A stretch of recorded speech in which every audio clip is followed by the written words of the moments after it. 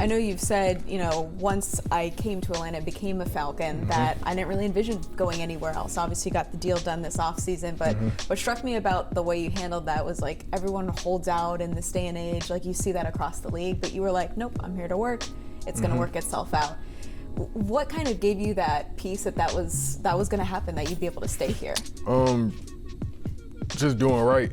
I just felt like, me being here since day one, I was always just trying to do my part, do my role, and not do too much, not try to control what I can't control.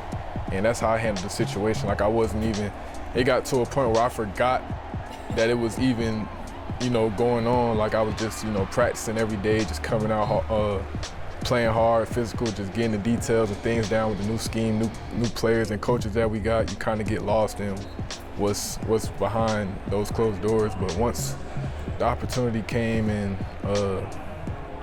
Arthur Blank and Terry and all those guys, I'm just thankful for that it happened. And I'm glad to be here. Like you said, I didn't want to leave. Like being here, got the family here is just, want to be a Falcon forever, get a Super Bowl.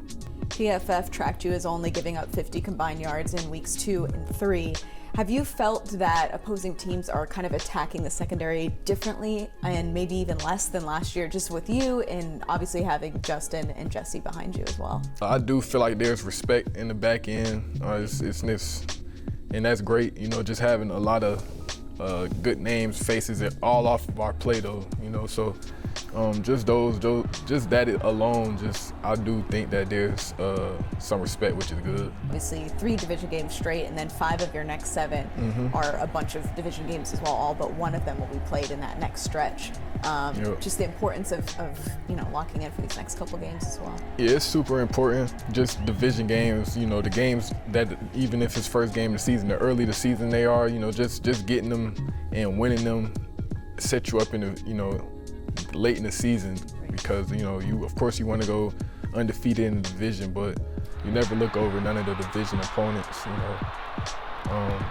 That's the quickest way into the playoffs, is handling the NFC South. So we taking pride and making sure that this is the next biggest game, because the next game. But those next 3 games we got coming up is definitely crucial for us. We've heard a couple guys talk about being battle tested through these first couple weeks, obviously playing a bunch of really high caliber opponents. Yep. The division games obviously coming up, but every game has kind of been a different lesson, I guess. Raheem was talking about the other day. What are some of those lessons you think that the defense has taken so far? We still ain't played our best football. Like you said, we had a lot of tight games. Had a good road win in Philly, but the first game of the season and last game versus Kansas City, we left some things on the table that we can definitely clear up. And those are the main things, just trying to get tendencies off the film that we see that's our weakness and make them stronger.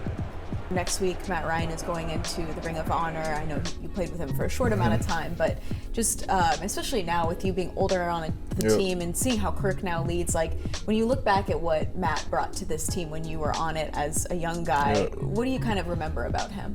Yeah, ultimate leader. It wasn't the best season I had with him.